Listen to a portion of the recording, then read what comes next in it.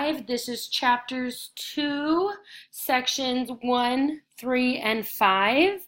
This is simplifying algebraic equations, To go over the vocabulary one more time, number 1 is a term. So a term is any number or variable combined together, raised to a power, or just a number, or just a variable, whatever it may be.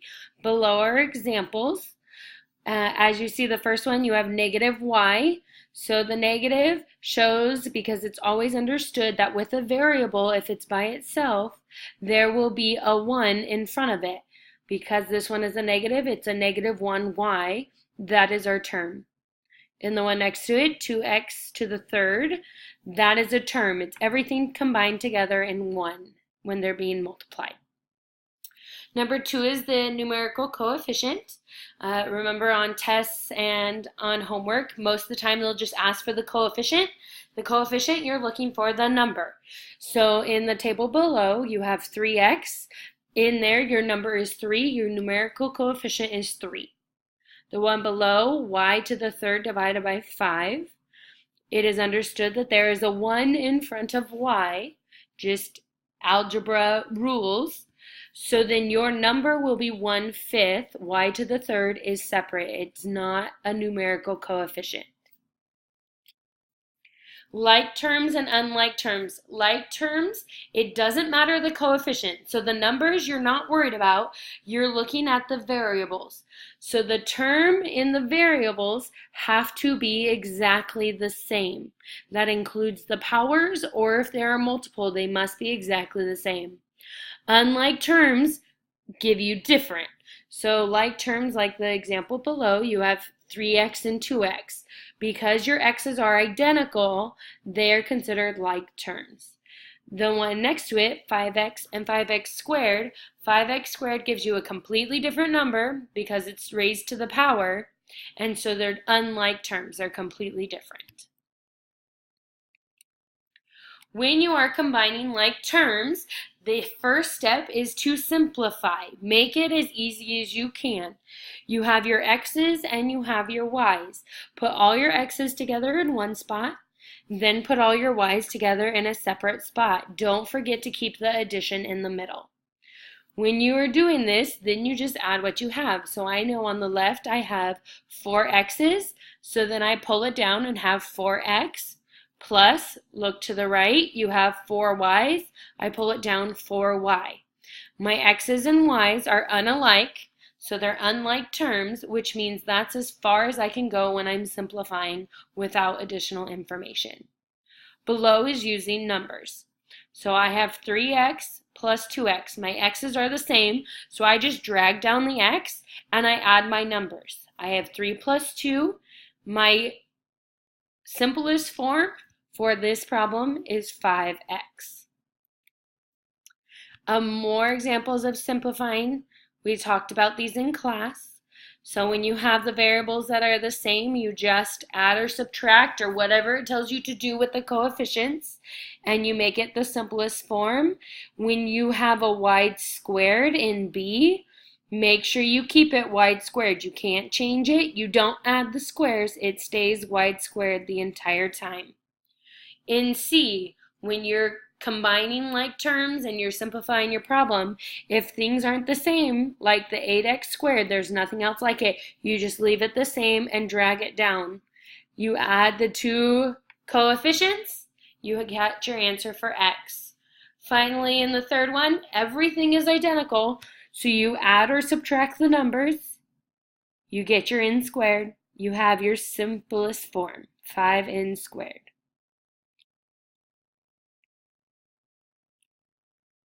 Distributive property, we talked about this.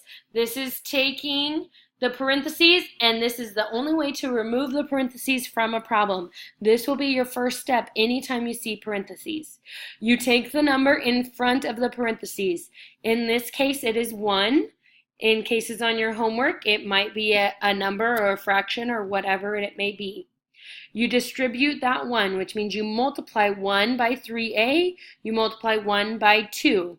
When you do this, the nice thing about 1 is it doesn't change your answer, but the parentheses are gone, which means then once you have additional information, you can solve, but at this point it is in the simplest form. You are done. On the right-hand side, you have a negative. So negative, you have a -1. You do the same thing where you distribute to the 3a and to the 2. And when you multiply by a negative, it changes the sign. So then you'll end up with a -3a minus 2.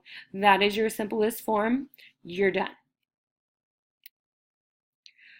Distributive property with numbers. So sometimes some of you are better with numbers in your head, not just letters. So you take that 2 and you distribute it to the 4 and to the 3. So it'll be 2 times 4 and 2 times 3. You solve your math. You get 8 plus 6, which equals 14.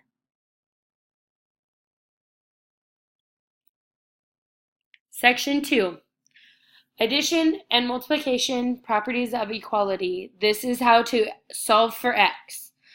Remember, when you're doing a linear equation, it must be equal on both sides of the equal sign at all times. If your equation is not balanced, then there is a problem. So side 1 has always got to be the same as side 2. So whatever you do to one side, you must do to the other. So if you're adding one side, you subtract. If you multiply on the other side as well. So here, with adding and subtracting, I have my equation x minus 2 equals 5. So my equal sign stays exactly where it is. I can't change that, but I can move the numbers around.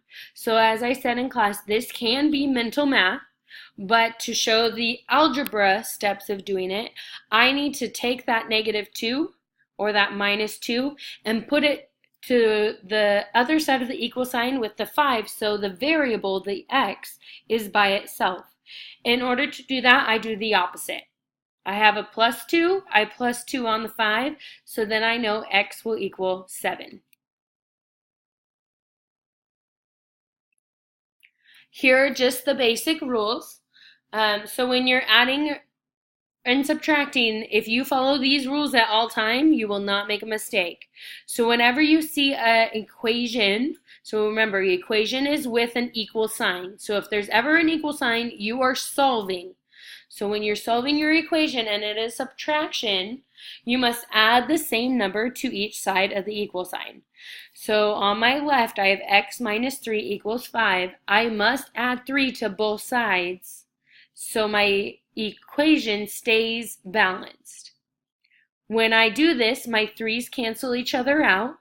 I pull my x down because that's my variable, that's what I'm trying to find, and I do my math. So x equals 8. You do that every time. You must do it on both sides. Now, if your equation shows addition, like the one on the right, you will be doing subtraction. So you just do the same step, but instead of adding the same number on both sides, you take the number next to the variable and you'll subtract it. So in this case, I'm subtracting 2 by both sides. My +2 minus 2 cancel each other out.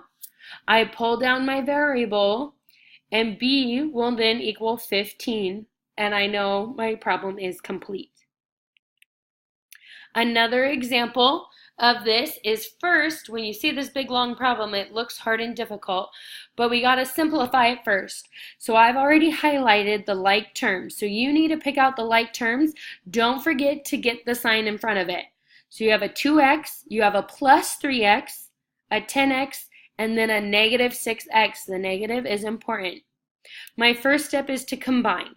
So I'm going to take the 2x and the 3x, I'm going to put them together, and I'm going to take the 10x and the negative 6x and combine them. I'm not moving anything around yet, I'm just combining. When I combine them, on the left side, I will have 5x plus an additional 2 because I added 7 minus 5, so those are subtraction. So 7 minus 5 is a positive 2. I carry down my positive 2. I have 10x minus 6, which is 4x. And then I have -4 plus 3, which gives me a -1. I pull that down. From here, that's when I start shuffling back and forth on the equal sign. So what I do to one side, I have to do to the other. I'm going to start by moving my extra numbers. So I have a positive 2, I'm going to subtract 2. So I pull down my x's, I do my math. My plus 2 and minus 2 cancel out, and on the right hand side I have a negative 1 plus a negative 2, which is a negative 3. Now I need to get my x's together. So I'm going to move my 4x over to the other side of the equal sign. Because it's a positive 4, I have to do a negative 4. So I minus 4x on both sides. Lucky for me, it worked out perfectly. X is by itself, and x equals a negative 3. Now, when we're multiplying, it gets a little bit different. So adding you subtract, subtracting you add at all times.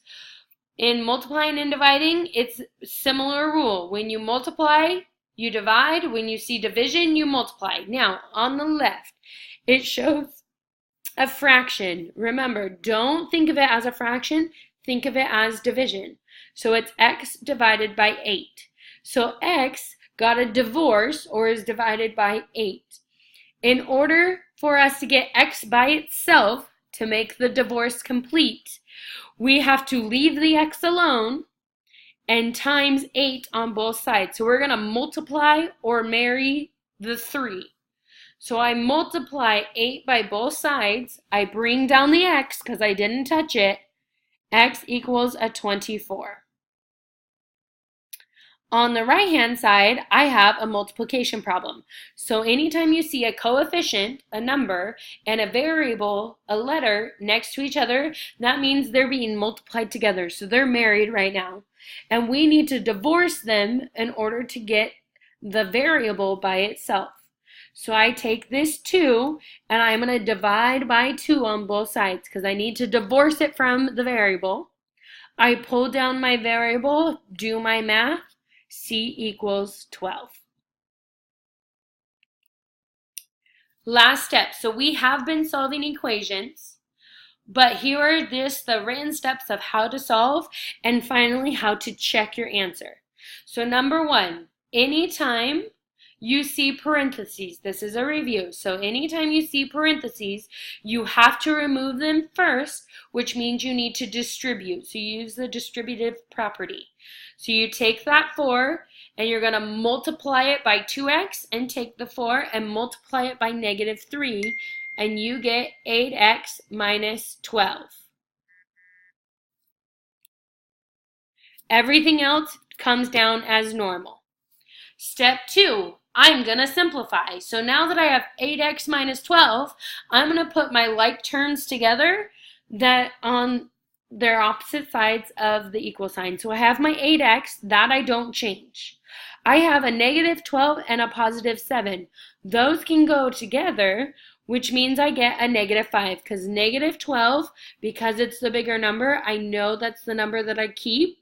So basically it's 12 minus 7, and my answer will be negative. So negative 5. 3x plus 5 is already simplified. I just pull that down to the bottom. Next step.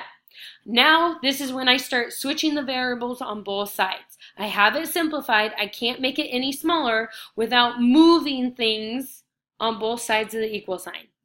So now I gotta separate. I'm gonna take all my numbers that are by themselves. So my 5 and my negative 5, I need to combine. So I add 5 on both sides, and that's where I get my 10. My 8x and my 3x, so I like to use positive numbers, so I'm going to subtract 3x on both sides. My 3x cancel out. 8x minus 3x equals 5x.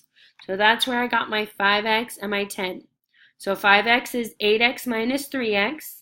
10 is 5 plus 5. Finally, I solve. So now that I am almost done, so I did the variables, I got them on the same side as each other, I combined like terms. Now I need to get that variable by itself.